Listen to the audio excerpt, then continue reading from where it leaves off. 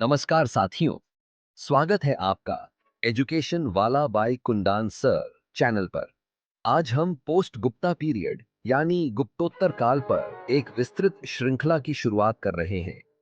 इस श्रृंखला का हर भाग आपके यूजीसी एनेट, बीईड, डीएलएड, यूपीएससी और स्टेट पीसीएस जैसी परीक्षाओं के लिए अत्यंत उपयोगी रहेगा। तो चलिए, आज के पहले भाग में हम गहराई से जानेंगे गुप्त साम्राज्य के पतन के कारण पूर्ण आक्रमणों का प्रभाव और गुप्तोत्तर काल के प्रारंभिक राजनीतिक परिदृश्य को। चलिए शुरुआत करते हैं। गुप्त साम्राज्य का पतन। पृष्ठभूमि। गुप्त साम्राज्य का स्वर्ण काल चंद्रगुप्त द्वितीय विक्रमादित्य के समय गुप्त साम्राज्य ने चरम उत्कर्ष देखा। कला, साहित्य, विज्ञान और धर्म के क्षेत्र में गहरी प्रगति हुई। लेकिन 5वीं सदी के उत्तरार्ध से साम्राज्य में गिरावट के लक्षण स्पष्ट दिखने लगे। गुप्त साम्राज्य के पतन के प्रमुख कारण कमजोर उत्तराधिकारी। कुमारगुप्त ई 415 455 ईसा के बाद उनके पुत्र स्कंदगुप्त ने आक्रमणों का सफलतापूर्वक प्रतिकार किया, परंतु स्कंदगुप्त के बाद उत्तराधिकारी कमजोर सिद्ध हुए, जैसे नारायण गुप्त, बुद्धगुप्त, बालादित्य आदि। उनके शासनकाल में प्रशासनिक अक्षमता बढ़ी। हूणों के आक्रमण। हूण मध्य एशिया से आए आक्रांता थे, तो रामाण और मिहिरकुल जैसे हूण नेताओं ने भारत के पश्चिमोत्तर क्षेत्रों पर आक्रमण किया। पंजाब, राजस्थान और मध्य भारत के अनेक हिस्सों पर हूणों ने विध्वंस मचाया। हूणों से युद्धों ने गुप्त साम्राज्य की आर्थिक और सैनिक शक्ति को कमजोर कर दिया। प्रांतीय स्वायत्तता और सामंतवाद का उदय। विशाल साम्राज्य का प्रभावी नियंत्रण कठिन हो गया था। प्रांतीय गवर्नर, उपगुप्त, महाराजा अध्यक्ष धीरे धीरे स्वतंत्रता की ओर बढ़ने लगे। इसी से सामंतवाद, फ्यूडलिज्म की शुरुआत हुई, जो मध्यकालीन भारत का आधार बना। आंतरिक विद्रोह।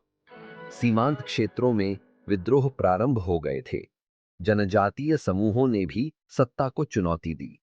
आर्थिक संकट।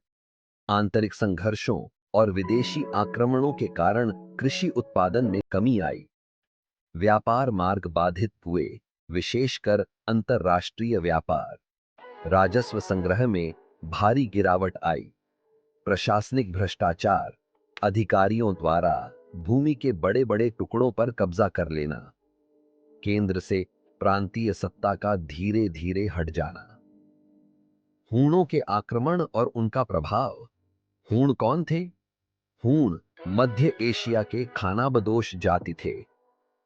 यूरोप और एशिया दोनों में इन्होंने भारी तबाही मचाई। भारत में हूणों के नेता तोरामाण, हूण आक्रमणों का प्रारंभिक नेता। मालवा और मध्य भारत में अपनी सत्ता स्थापित की। मिहिरकुल स्वयं को देवताओं का विनाशक कहता था।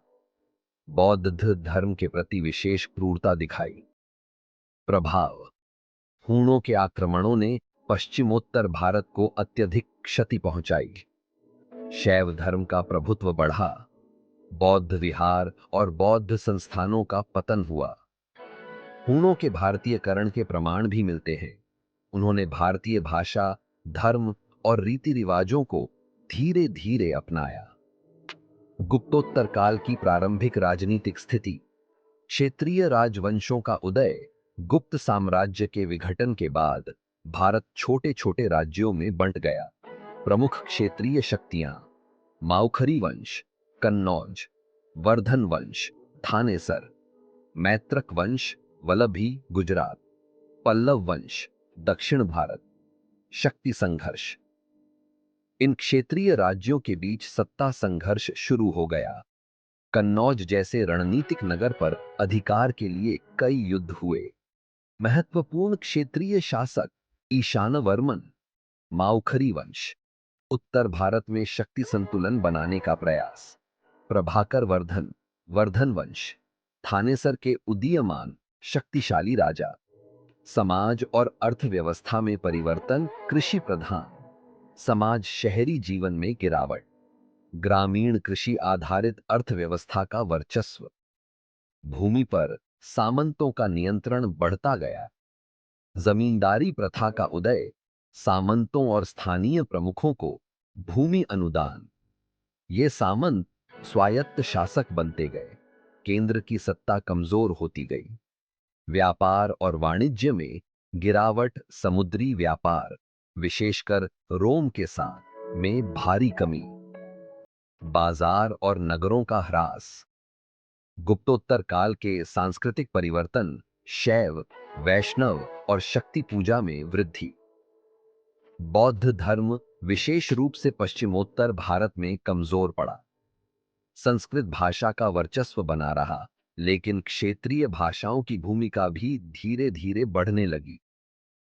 तो साथियों, आज हमने विस्तार से जाना गुप्त साम्राज्य के पतन के गहरे कारण, हूणों के आक्रमण और गुप्तोत्तर काल की प्रारंभिक राजनीतिक एवं सामाजिक स्थिति को।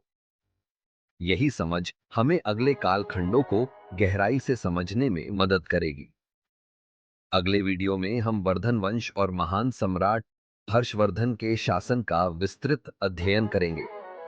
अगर यह वीडियो आपको उपयोगी लगा हो तो कृपया लाइक करें, कमेंट करें और अपने दोस्तों के साथ शेयर करें। और हमारे चैनल एजुकेशन वाला बाय कुंदन सर को सब्सक्राइब करना बिल्कुल न भूलें।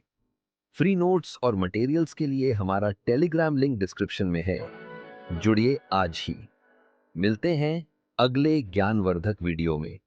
तब तक पढ़ते रहिए, सीखते रहिए। जय हिंद।